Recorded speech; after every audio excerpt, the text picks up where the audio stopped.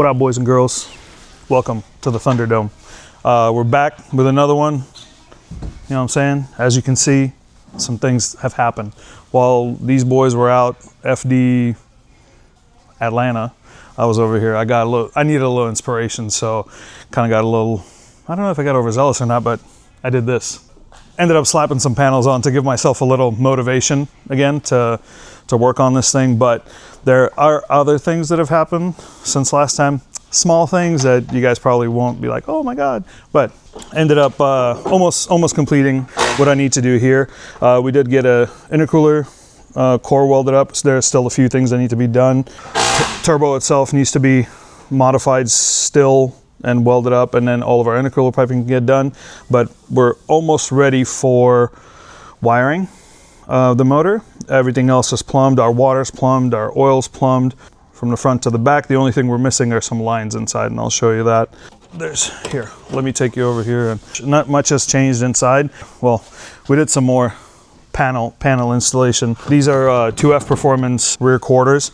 I just want to see what this thing's going to look like and kind of get some stuff underway. Kind of jumping the gun, but things are closed on weekends, and so I got nothing else to do, so I'm putting on body panels.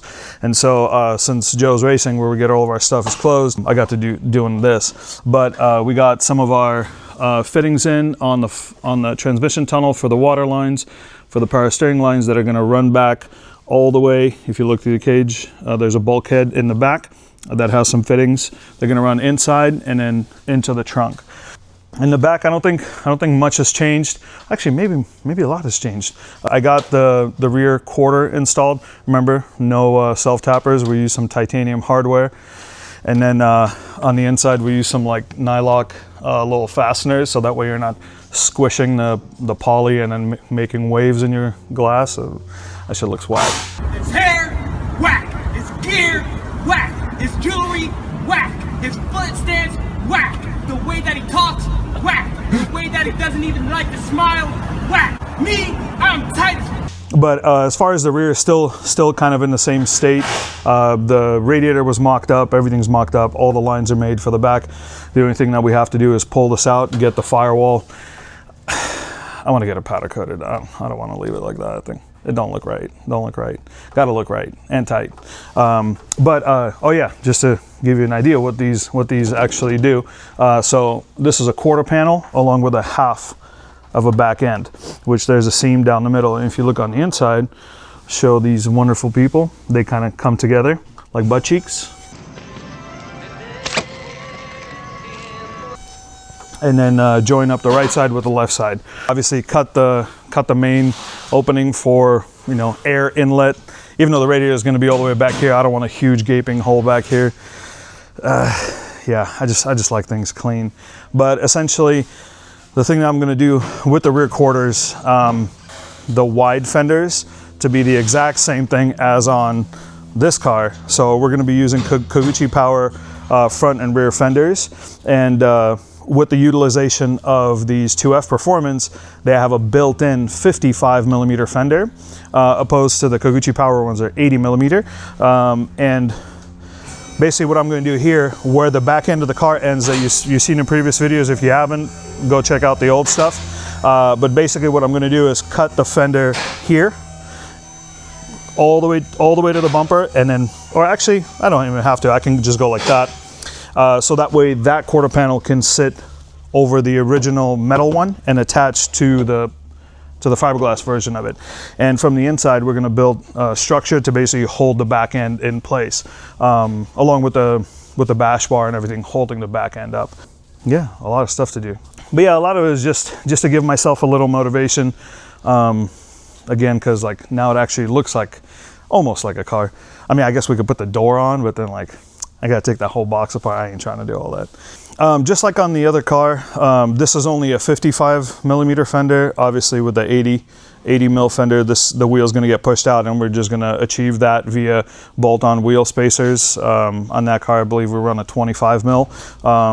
You don't really, even though you have upper control arms, lower control arm adjustability, you don't want to do that because then you're stretching the axle and you could potentially blow that bad boy out. So the rear gets adjusted with spacers. If you've seen some of Daigo's builds, the boy stacks 250 mil spacers. I mean, bro, the hub's like this long. So shit's kind of crazy, but not here. One of the things that is kind of bugging me, actually a lot, is the fitment on the front. I want it to be just like on my green car, which on this one, it's like pretty, I mean, the difference is pretty vast. Like this thing, the thing's pretty on point. So basically trying to achieve the same thing with this car is almost kind of impossible, but you have to do some things. I basically have to collapse the WiseFab control arm all the way to be able to do that. But that introduces caster issues. Yes, you can adjust it with the front adjuster, but that also has some issues. So I'm going like for fitment, but I like fitment more than anything. So I don't want my shit to look whack. I'm like, people that run WiseFab, hey, you choose to do what you want to do.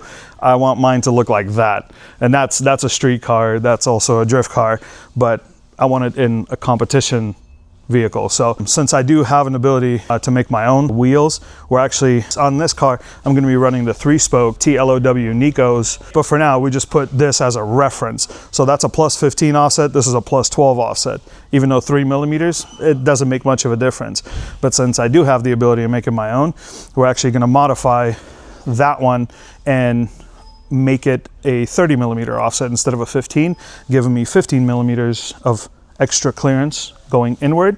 But if I did it on a 9.5, unfortunately at full lock with WiseFab, it's going to hit the tie rod. And so if you go full lock while you're getting after it, you're going to bend the tie rod and then you're going to understeer, you're going to crash. So I think I'm going to step it down to a 17/9, still do a 30 offset to give myself a little bit of leeway on the fender and like the fitment that I'm going for. The tire won't be as stretched. I'm a big proponent of making your stuff look good. So it'll be a little bit more square, but it'll give me enough room on the inside and give me fitment on the fender. So I don't have to do anything funky like cut it and extend it or put an over fender over a fender. I don't want to do all that.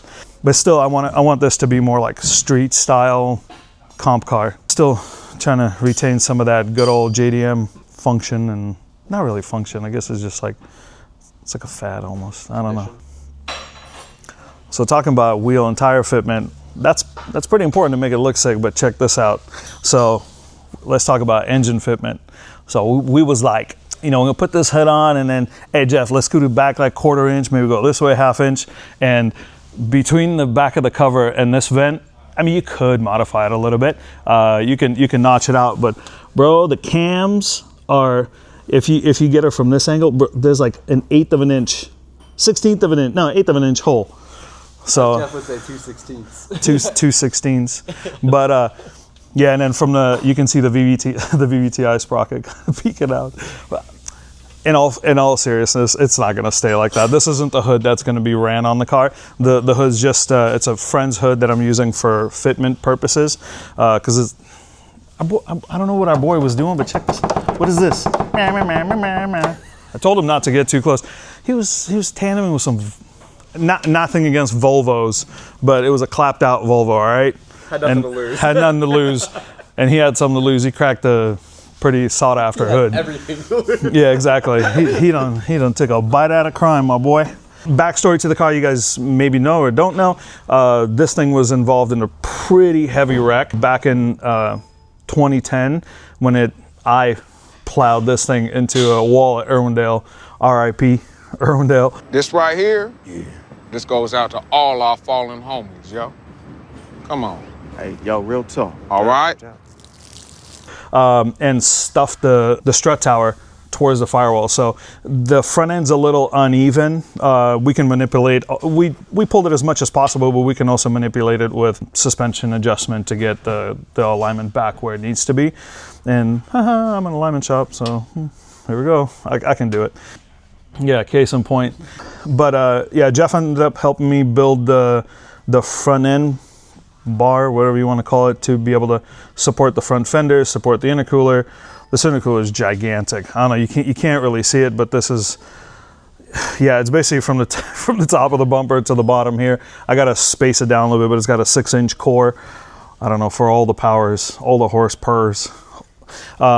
But yeah, so now that the main structure is built, the only thing I got to figure out because with the 180 you get the flip up headlights. It's a little of a pain in the ass trying to fit headlights in here. So, and now with the intercooler being so intrusive, I gotta do some modifying. It'll be all right. It'll be all right.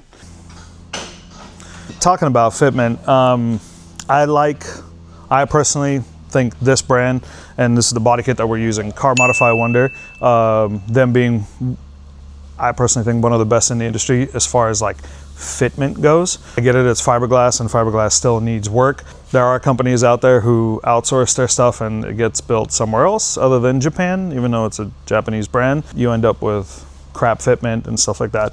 Like as far as like choosing a body kit, like I originally would have liked to do the same kit as on my green S13, but that's unobtainium, so we have to go to the next best thing, which would be this. Still kind of gives it the, you know, early 2000s vibe, and I'm kind of, with the build, I'm kind of going towards that. Even though it's like more of a competition vehicle, I still want it to resemble the old school days with the new school performance, 2Js and sequentials and all that jazz. One of the other things that I was working on when the boys were gone was actually on that thing, and that's why the S13's back. Basically trying to get it ready with our friend Freddie. Kind of went through the car again, making sure everything was working.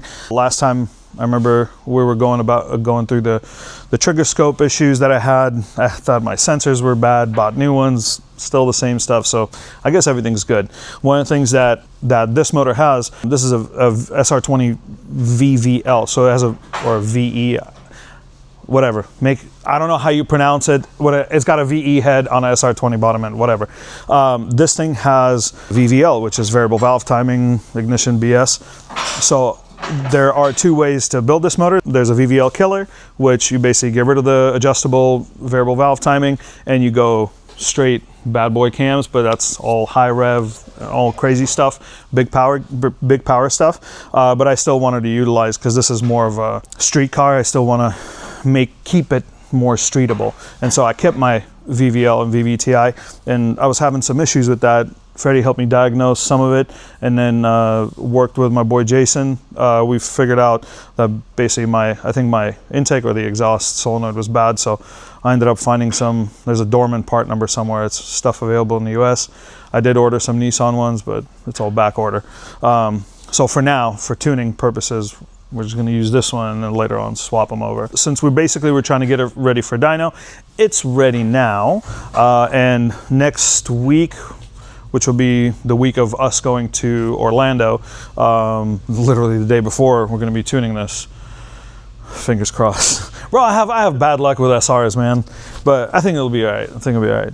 We got some good sensors, good oil, literally good everything. I just hope the SR gods are humming and I should have bought a Honda, right? But yeah, so hopefully next week we'll get it tuned, and so I can do some drift things with the boys on the 12th. We're gonna go out, I'm gonna shake this thing down carefully, let it break in again, you know, or break. I'm setting myself up. But yeah, getting tuned on the 28th, and then we'll see what it makes. Right now we're gonna be tuning it on 92, shit gas, I know. But then when Freddie and Adam's team comes up for FD Seattle, we're gonna tune it on E85 to see if we can get a little bit more. And maybe, I don't know, Adam tuned his 2.2 and that thing made like 600. So I don't know if I'm trying to do that. Like, I want it to be around like 450, but we'll see. We're not pushing anything. Everything's neutral, everything's chill. We're just coming over for a cup of tea, all right? See, I made that side all pretty for you, and this is what it actually looks like. I think I assembled this front end in like 15 minutes or something, 10 minutes, something like that. But on that note, I hear our favorite extortionist come up here, and it's Run Your Pockets Tuesday. So let's go check out on our boy. He about to run our pockets. Ryan Felton, he's our local Snap-on dealer.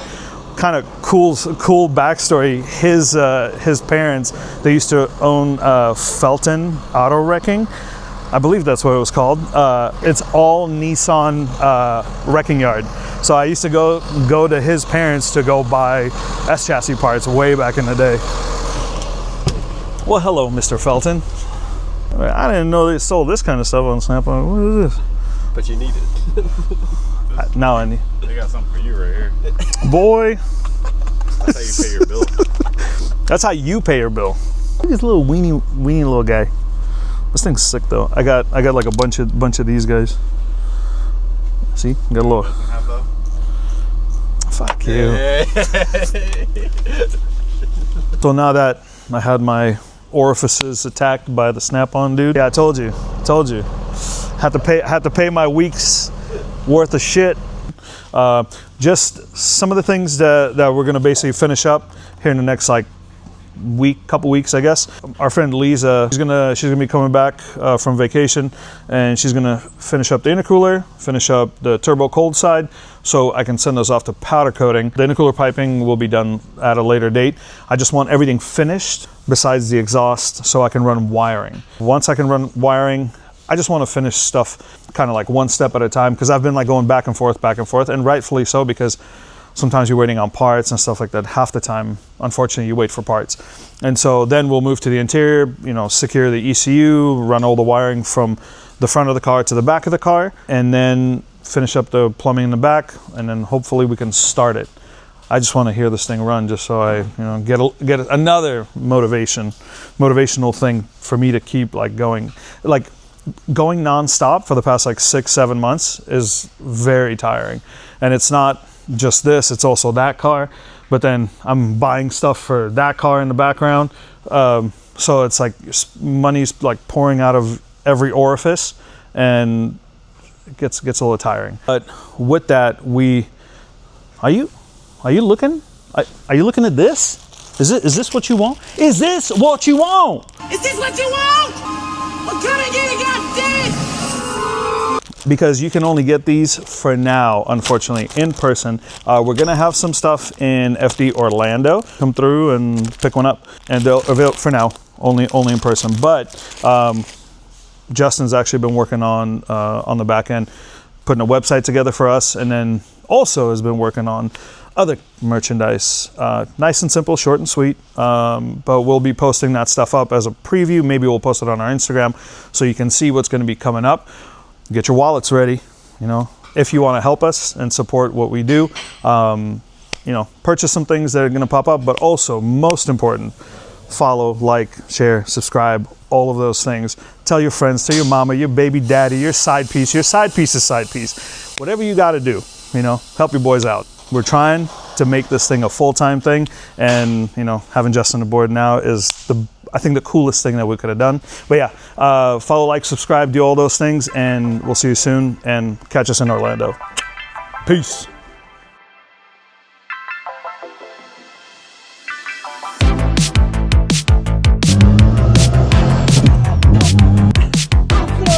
There you go. You look like a race car driver now.